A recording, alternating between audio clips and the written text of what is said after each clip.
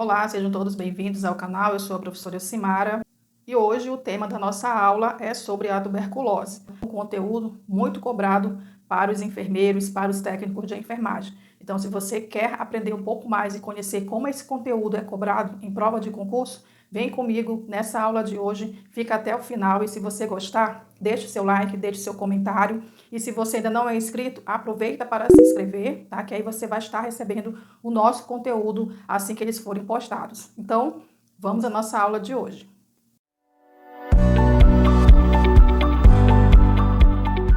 Então, hoje nós vamos estudar um pouco sobre a definição da tuberculose, qual é o agente etiológico, o modo de transmissão da doença, qual é o período de latência, a suscetibilidade e a imunidade e a vulnerabilidade da doença, manifestações clínicas e o diagnóstico da tuberculose. Bom, então vamos à definição da tuberculose. A tuberculose é uma doença infecciosa, ela é transmissível, ela é causada pelo micobactério tuberculose, que é o agente etiológico. Ela é uma doença que afeta prioritariamente os pulmões, mas também pode acometer outros órgãos do nosso sistema. A tuberculose é uma doença que tem alta transmissibilidade e também uma alta mortalidade.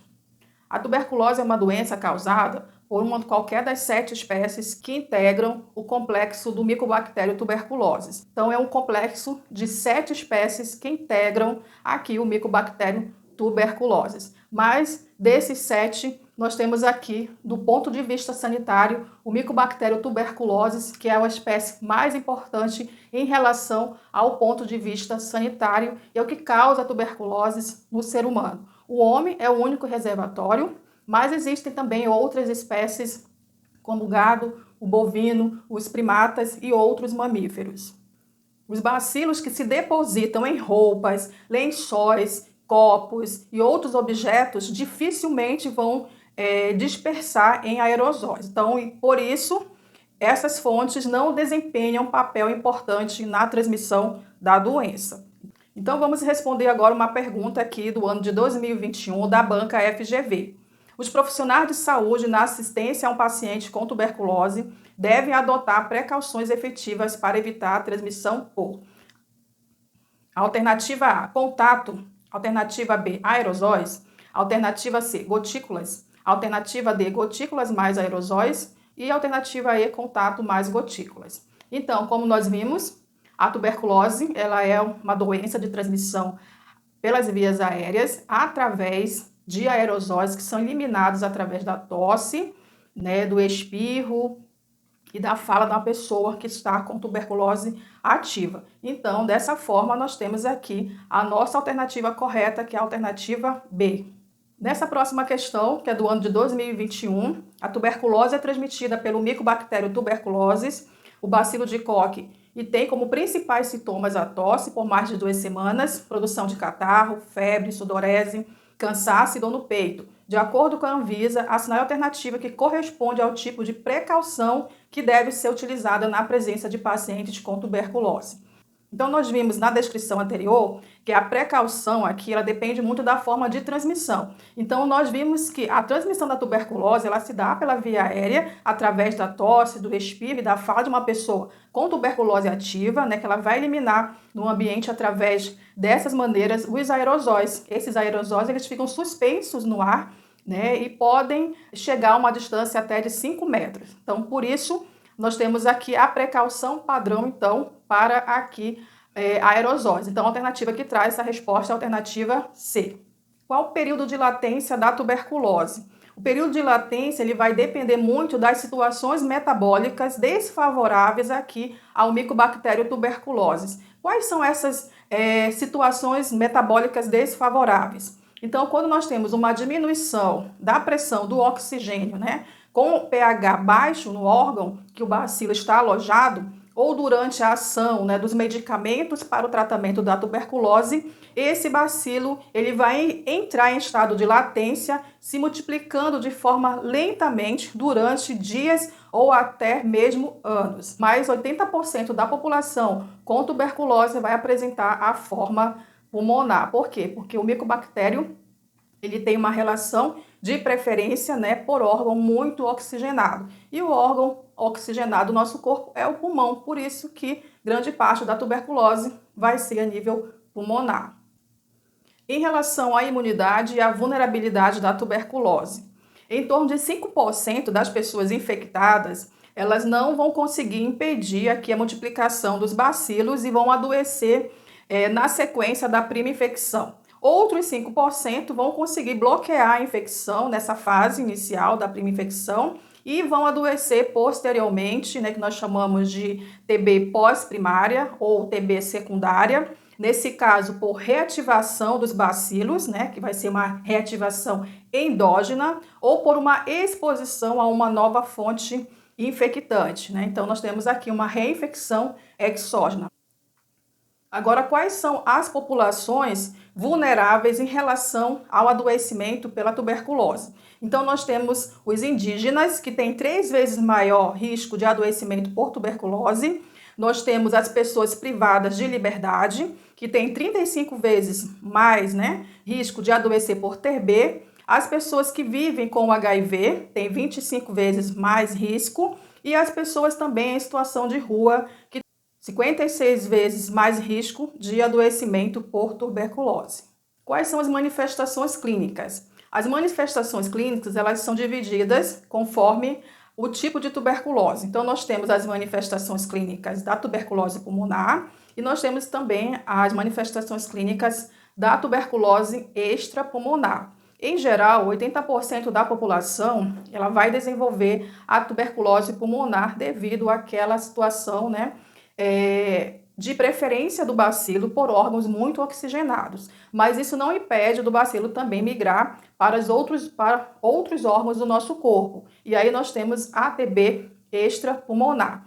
Em relação às manifestações clínicas da tuberculose pulmonar, nós temos ali, né, o principal sintoma, que é a tosse. Tanto em adolescentes, adultos, jovens, a tuberculose ela não tem uma preferência, né, por idade. Todas as pessoas podem desenvolver a tuberculose e o principal sintoma da doença é a tosse. Só que essa tosse, ela tem que ter uma duração superior igual a 3 semanas. Por isso, todas as pessoas que apresentarem tosse igual ou a mais de 3 semanas deverão ser investigadas para a tuberculose por meio de exames bacteriológicos. Mas aí nós temos também outros sintomas aqui, né, que a grande maioria das pessoas também vão apresentar. Então, quais são esses sintomas? Aí nós temos a febre vespertina, a sudorese noturna, o emagrecimento e o cansaço podem acompanhar aqui nesse período também junto com a tosse. Lembrando que a tosse de início ela é uma tosse seca e que ao longo do tempo vai ficando produtiva. Podemos também identificar na ausculta pulmonar a apresentação de uma diminuição dos murmúrios vesiculares, tá? E também o sopro anfórico, ou até mesmo pode ser uma ausculta normal. O que é um sopro anfórico? O sopro anfórico é quando existe a presença da caverna tuberculosa. Então, o som da ausculta desse sopro anfórico vai ser idêntico ao sopro que a gente pode fazer dentro de uma garrafa vazia. Então, nesse caso, nessa ausculta significa o quê? Que esse paciente ele já tem uma escavação ali no parênquima pulmonar, por isso a presença do sopro anfórico. Agora, em relação às manifestações clínicas da tuberculose extrapulmonar. Então, nesse caso, as manifestações clínicas elas vão estar voltadas para o acometimento dos órgãos e dos sistemas acometidos. Então, nós temos aqui, de forma mais frequente, na tuberculose extrapulmonar, o acometimento pleural, ganglionar, meningoencefálica, miliar, laríngea, pericárdica, óssea, renal, ocular e peritoneal. De forma mais frequente, a tuberculose pode acometer esses órgãos. Agora, quem são as pessoas que têm mais suscetibilidade de desenvolver esse tipo de tuberculose extrapulmonar? Então, segundo o Guia de Vigilância em Saúde, as pessoas que têm mais suscetibilidade de desenvolver a tuberculose extrapulmonar são as pessoas que vivem com HIV, principalmente aqueles com imunocomprometimento, A tuberculose extrapulmonar, ela também é associada à tuberculose pulmonar. Por isso, toda TB, toda suspeita de tuberculose extrapulmonar, é importante também a gente investigar a tuberculose pulmonar. Então, nós temos aqui uma questão, que é do ano de 2021, da banca CETRED. Não raramente a tuberculose pode manifestar-se sob diferentes apresentações clínicas relacionadas com o órgão acometido. Desta forma, outros sinais e sintomas, além da tosse prolongada, podem ocorrer e devem ser valorizados na investigação diagnóstica individualizada. Sobre a tuberculose pulmonar, assinar a alternativa correta. Então, vamos identificar aqui nas alternativas quais traz aqui, as manifestações clínicas da tuberculose. Então, vamos avaliar a alternativa A. Os sintomas clássicos, como tosse persistente, seca ou produtiva, febre vespertina, sudorese noturna e emagrecimento, podem ocorrer em qualquer das três apresentações, a saber, a forma primária, a forma pós-primária e a forma miliar. Então, nessa primeira alternativa, a gente tem aqui as manifestações clínicas, da tuberculose. A gente falou que a tosse é uma manifestação principal da TB, é uma tosse persistente com uma duração igual ou acima de 3 semanas, por isso que todas as pessoas precisam ser investigadas com tosse igual ou superior, a esse tempo. E também nós temos algumas manifestações sistêmicas associadas à febre vespertina, a sudorese noturna, o emagrecimento por conta da inapetência, lembrando que nem todos os pacientes vão apresentar emagrecimento, tá? Então, o emagrecimento só um emagrecimento não caracteriza tuberculose. Então, a gente precisa investigar as outras manifestações clínicas. Embora algumas pessoas, mesmo com peso normal, podem ter tuberculose. Então, dessa forma, essas manifestações clínicas, elas podem aparecer tanto na TB primária, que é aquele contato primeiro que a gente tem com a tuberculose, e grande parte da população pode adoecer, 5% não tem defesa, contra a tuberculose e vão adoecer imediatamente. Outras pessoas, outros 5% vão adoecer posteriormente, e nós temos aqui a TB pós-primária ou TB secundária. Então, nesse caso, a nossa alternativa correta para essa questão é a alternativa A.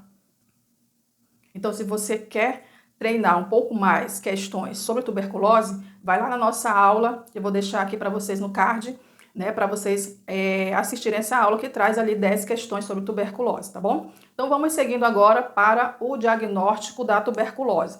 Quais são as formas de diagnóstico? Então, nós temos ali o diagnóstico clínico, que nós acabamos de falar sobre as manifestações clínicas, Aí nós temos o diagnóstico laboratorial, que entra aqui a baciloscopia, tá? E também o teste rápido molecular e o exame de cultura de escarro.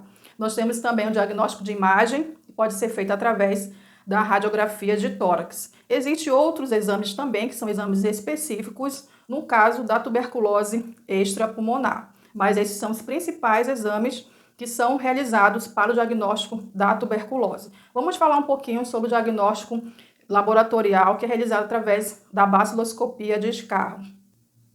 A baciloscopia é um exame onde vai ser feito a pesquisa do bacilo álcool ácido resistente, que nós chamamos de pesquisa de Bar. Quais são os casos que são indicados para a baciloscopia de escarro? Aqui nós temos todas as pessoas com sintomas respiratórios, tá? Lembrando que a tosse ela tem que ser igual ou superior a 3 semanas. Todas as pessoas com suspeita clínica ou radiológica de tuberculose, independente do tempo, tá, da tosse. A gente pode solicitar a baciloscopia. A baciloscopia também é um exame de controle durante o tratamento para avaliar, a melhora do paciente e a diminuição aqui da carga bacilar, e também a confirmação dos casos de cura, de tuberculose pulmonar. Agora, como é feito esse exame? Vai ser cedido um recipiente para esse paciente. Ele é um recipiente que tem que ser com boca larga.